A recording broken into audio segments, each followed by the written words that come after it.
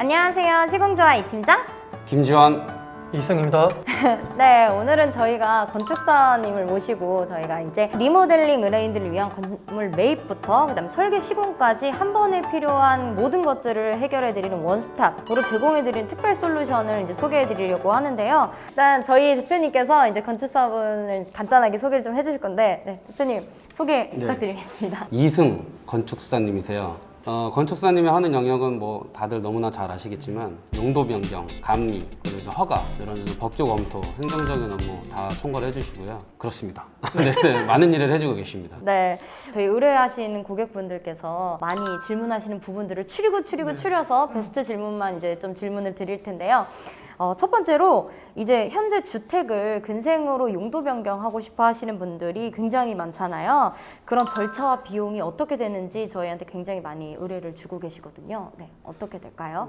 요즘에 주택을 근생으로 많이 바꾸는 경우가 이제 세금 문제 때문에 요즘 많이 바꾸시는 경우가 많거든요. 보통 이제 한 개층 정도를 바꿀 때는 보통 저희가 한 200에서 300 정도의 용역비를 받는데 이게 건물 전체를 바꾼다거나 그런 용도 변경할 때는 비용이 좀 더 상승되는 그런 정도로 좀 비용을 책정되고 있습니다. 그러니까 층별로 가격이 이제 많이 바꾸면 많이 드는 그렇죠. 거고 많이 조금 바꾸면 네, 조금 드는 네. 200에서 한 300만 원 정도. 부연 설명 조금 드리자면요. 대부분 주거에서 네. 좀 근생으로 용도 변경 의뢰가 되게 많고요. 네. 공사적인 것도 조금 수반될 때가 있어요.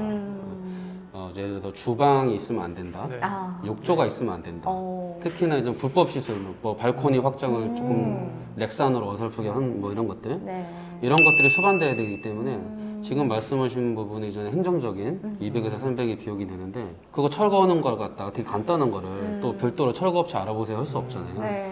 그래서 그거를 저희가 같이 좀 이렇게 포함해서 많이 해드리고 계신데 네. 그런 철거 비용들이 또 조금 뭐 1, 200이든 네, 2, 들 수 300이든 나올 수 있겠죠. 있는 여건들이 또 있어요. 그렇죠. 추가적으로 하나만 더 말씀드리면 네. 요즘에 용도 변경을 하더라도 구조 안전 진단을 요구하는 이제 관이 되게 많아졌습니다. 네. 그래서 이제 용도 변경과 비용과는 별도로 구조 안전에 필요한 또 비용도 발생한다는 거를 미리 좀 아셨으면 합니다.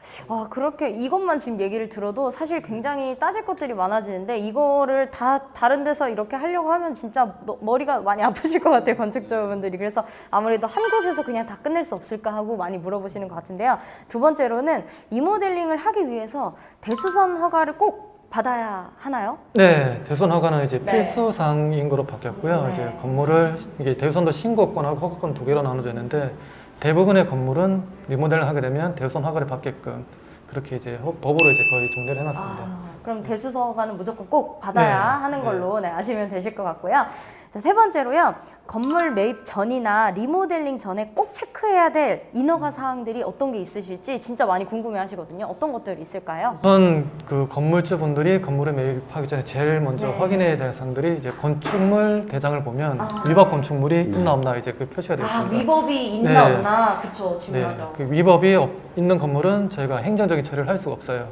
그 위법적인 부분들이 다 해소하기 전까지는 그래서 이제 위법 사항이 있나 없나를 좀 먼저 확인해야 되고요. 그리고 이제 저희가 도면 작업하려면 건축물 현황도 기존 건물에 대한 건축물 현황도 좀 필요하고요. 이제 중축이라 대수선을 하다 보면 주차 문제가 제일 많이 큽니다. 주차를 주차 맞아요. 추가로 확보할 수 있냐 없냐라는 혹시 그래서 주차 관리 대장이라고 있거든요. 이 세 가지 정도만 미리 확보해 주시면은 저희가 이제 나중에 행정적인 처리하는데 좀 많이 도움이 되죠. 네. 거기서 조금 부연 설명을 드리자면 대수선 허가냐 신고할 때 저는 좀 되게 애매한 경계선수도 많아요. 근데 요즘 애들은 점점 좀 까다로워지기도 했고 네. 저희 스스로도 좀 조심해야 되지 않나. 가령 예를 들어서 옛날에는 내력벽체가 아닌 것들은 일단 철거를 하고 네. 이렇게 먼저 선진행하고 저는 하는 부분들이 있었는데 광주에서 저는 철거 과정에서 되게 불상사가 있었잖아요. 그 이후에는 되게 좀 엄격해지기도 했고 네. 저희 스스로도 한 번 더 검증해야 되는 어떤 좀 뒤를 돌아봐야 되는 상황들이 왔어요. 그래서 저희는 스스로도 한번 신경 써야 되는 부분들이 있지 않나 생각이 듭니다. 네. 네. 허가든 아니든. 네, 그러면요. 그 이제 설계 비용이 궁금하신 분들이 굉장히 많거든요. 설계 비용이 대략 얼마 정도 책정이 되는가? 요거 어느 정도 책정이 될까요? 뭐 단순한 설계 비용이 아니고 건물을 살리기 위한 솔루션 네. 그리고 해결책 네. 그 다음에 당연히 이제 법규 검토에 들어가는 어떤 설계들이 좀 플러스 되면서 종합적으로 나오는 것들인데 네. 보통 한 공사비의 5%에서 10% 정도가 책정을 해 놓으셔야 맞아요. 네. 예, 그 정도 비용이 예상이 됩니다. 저희가 그 리모델링 공사 컨셉을 네. 뭐 방향성을 신축 대비 50%에 60% 수준으로 저희가 가성비 있는 네. 방향점을 잡고 지금 그쵸. 설계를 해드리고 컨설팅을 해드리고 있거든요. 네. 리모델링이니까 이렇게 가성비 있게 가야 된다. 투자적인 관점도 갖고 저희가 상담을 해드리고 있는데 그렇게 해서 공사비가 책정이 되시면 그 다음에 또 5에서 10%를 설계 및 어떤 소프트웨어적인 구조 검토가 모두 들어가는 그런 비용으로 책정해 주시면 될 것 같아요. 제가 뭐 예를 들어서 5억이다. 네. 네, 5억이다. 공사비가 5억이다. 하면은 뭐 2,500에서 5천만 원 사이가 설계 및 어떤 소프트웨어적인 모든 구조 검토, 뭐 컨설팅 네. 네, 이런 것들의 비용으로 책정해 놓으시면 되지 않을까라는 생각이 들어요. 네. 네. 이렇게 딱 금액적으로 알려주시니까 아마 내가 생각한 그 예산 안에서 좀 더 계산하시기가 쉬우실 것 같아요. 하나만 더 말씀드리자면 공사비는 시공사랑 협의를 꾸준히 하면서 아끼시고 네. 또 비교 견적 또 받으시고 네. 얼마든지 하셔도 좋은데요. 네. 지금 방금 말씀드린 설계비는 아끼지 말라고 말씀드리고 싶어요. 설계비만큼은 아끼지 말고. 거기에서 네. 나오는 되게 중요한 판단들이 건물을 살리냐 죽이냐의 결정적인 어떤 아이디어들이 거기서 나옵니다. 네. 네. 저희 건축사들의 입장을 대변해서 좋은 말씀 해주셨는데요. 사실 모든 건축의 시작은 설계부터 시작하는 겁니다. 설계 쪽에 그만큼 많은 돈을 들이고 공을 들이면 그만큼 좋은 건물이 나오고 그래서 설계 쪽에 최대한 많은 투자를 하시고 디자인 쪽 그리고 컨설팅 쪽에 투자를 하시는 게 우선은 좋은 건물을 만드는 시발점이라고 그렇게 생각이 듭니다. 이제 같은 도면이라도 시공사를 선정하는 것도 굉장히 중요하잖아요. 시공사를 어떻게 하면 잘 선정할 수 있을까요? 설계, 네. 인허가의 영역과 시공의 영역은 좀 나눠져 있어요. 네. 저희 업계에서는 명확히 나눠져 있는데 일반 분들은 좀 모르시는 경우가 있어요. 네. 그래서 아까 말씀드린 어떤 설계, 인허가 이 영역을 먼저 확정 지어서 네. 그 결과물을 갖고 시공사한테 똑같은 조건으로 여러 군데 견적을 받는 거죠. 네. 그래서 투명하게 입찰 시스템으로 이 입찰이 큰 기업이나 국가에서만 할 수 있는 게 아니에요. 네. 일반 분들도 저희를 할 수 있어요. 근데 일반 분들은 이제 못 하시죠. 일반 분들은 시공사를 불러서 말로 설명하시고 견적 받는다고 생각하시는데 이런 식으로는 오히려 혼란만 가중하는 거고요. 명확한 설계 도서 그리고 거기에 들어가 있는 시공의 노하우를 네. 명시해서 공평하게 견적을 받으면 여러 군데에서 나오는 견적을 저는 직접 하시면은 견적이 천차만별. 하지만 예를 들어서 저희를 통해서 시공사를 선정하시게 되면 저희가 그 최소한의 어떤 명확한 네. 기준을 잡아드리기 그쵸. 때문에 실수 없이 업체 선정을 하실 수 있는 거거든요. 그럼 이제 건축 감리에 대한 부분인데요. 네. 건축 감리는 보통 어떻게 진행이 되고 그럼 비용적인 것들은 어떻게 측정이 되는지 대략적으로 설명을 좀 해주시면 좋을 것 같아요. 건축 감리 역할은 정확하게 명확하게 명시가 되어 있어요. 네. 건축 도면대로 공사가 시공되고 있는지를 이제 관리 감독하는 그런 역할을 하는 게 건축 감리입니다. 네. 그래서 건축 감리는 법적으로 건축사들이 할 수 있게끔 이제 법으로 정해놓은 거고요. 건축사 감리 비용은 일반적으로 이제 서울시 협회에서 이제 감리 비용을 책정해 놓은 게 있어요. 네. 보통 저희가 이제 그 금액 기준으로 이제 사업주와 이제 적당한 이제 금액 범위 내에서 저희가 네. 효율적으로 이제 금액을 정리하는 것으로 그렇게 진행을 하고 있습니다. 네, 네. 그러시군요. 추가적으로 어떻게 저희 시청자분들께 네. 이것만큼은 꼭 아셔야 한다라는 포인트가 있다면 말씀해 주시면 좋을 것 같아요. 제가 먼저 하나 네. 말씀드릴게요. 네. 이제 이거를 어떻게든 활용하셨으면 좋겠냐면요. 저희한테 컨설팅 의뢰를 하셔서 네. 정말 최소한의 비용으로 이 건물이 어떻게 바뀔지에 대한 투시도와 네. 변경 계획안을 제안을 딱 받아가셨어요. 저희한테 정식으로 의뢰를 하셔서 네. 저희가 그거를 만들어 드렸는데 이 건물이 이렇게 바뀌어서 네. 수익률이 이렇게 좋아질 거다라는 어떤 저희가 짜려드린 포트폴리오와 네. 제안서 기준으로 건물을 몇십억을 더 붙여서 파셨어요. 근데 몇십억. 사시는 입장에서는 네.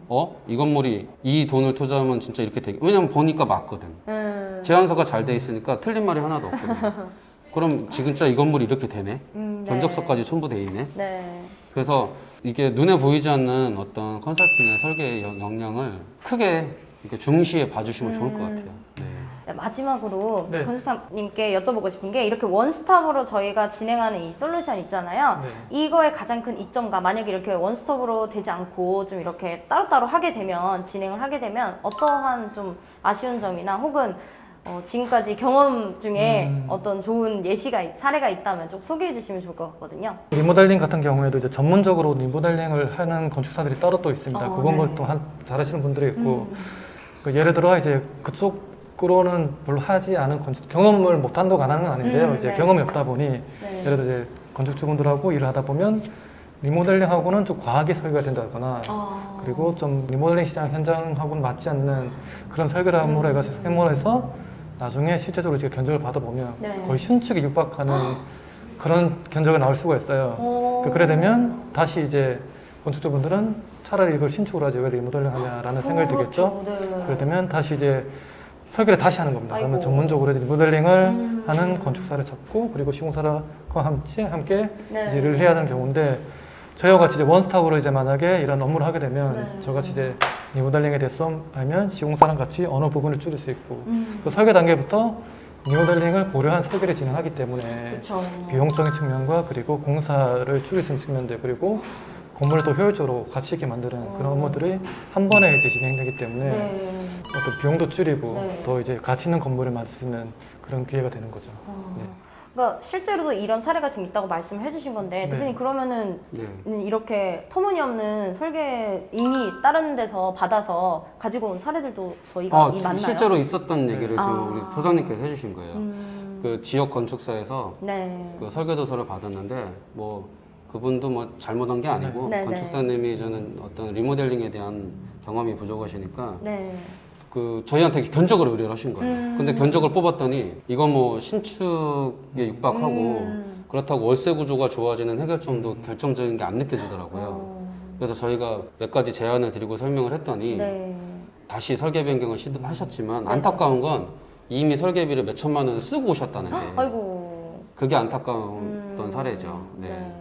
이렇게 원스톱으로 되지 않을 때 물론 원스톱만이 정답은 아니지만요. 이렇게 뭔가 리모델링에 대해서 전문적으로 모르는 그러니까 또 이런 건축사를 잘못 또 선정해서 하게 되면은 어려운 부분이 있을 수 있다라는 것도 조금 참고를 해주시면 네 좋을 것 같습니다. 오늘 내용 도움 많이 되셨을 거라 생각하고요. 또 앞으로 이야기가 궁금하시다면 좋아요, 구독 잊지 마시고 저희는 다음번에 더 좋은 정보로 찾아뵙도록 하겠습니다. 안녕.